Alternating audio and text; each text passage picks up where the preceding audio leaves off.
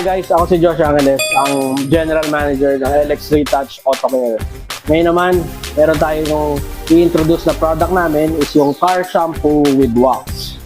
So, made of high quality packaging. Features niya, it comes with wax na. So, kapag in-apply natin sa ating mga sasakyan, optional kung gusto natin ng foam sprayer para maging foamy, pero pwede naman kahit wala na. So, yung comes with wax, so kikintab na siya in a way, and the price is 120 pesos lang. 1 liter na po siya, so marami na rin po yung magagamit na chemical. Sa mga gusto umorder ng aming car shampoo with wax, soon magiging available to sa Lazada and Shopee. Pero pwede rin naman kayo umorder sa aming FB page, LX Auto Care, para sa mga orders, or pwede rin kayo mag-drop by dito sa aming physical store, 162 Capen Street, corner lang ka, Camias Extension, Quezon City.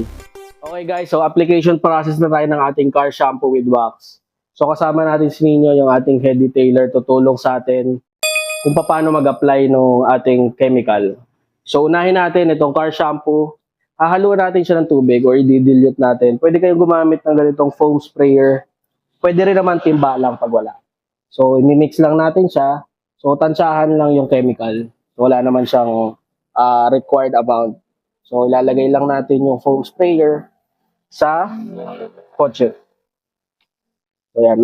Na-foam na namin yan. Na-prep na namin yan before. So, yan. Gagamit kami ng portable na pressurized washer para sa application. So, yan yung foam sprayer natin. So, pag wala namang foam sprayer, okay lang naman kahit regular hose lang. So, basta lang mabaka natin ng tama yung ating mga sasakyan. So, huwag natin uunahin yung car shampoo with wax. So, rule yan na kailangan basa muna yung kotse bago tayo mag-apply ng car shampoo.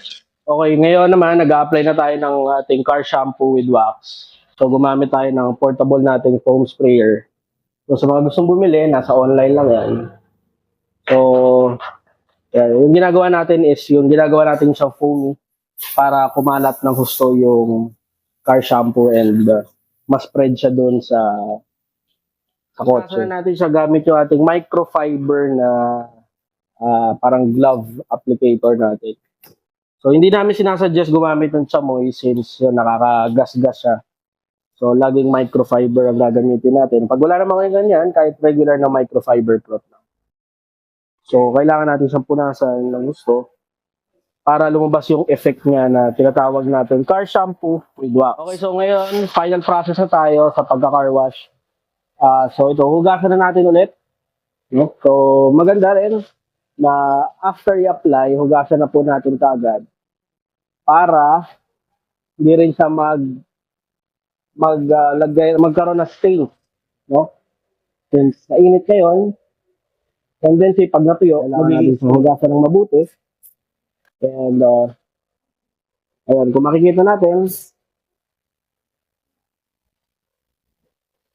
medyo magiging madulas yung parang... So yun guys, ayun na yung ating car shampoo with wax.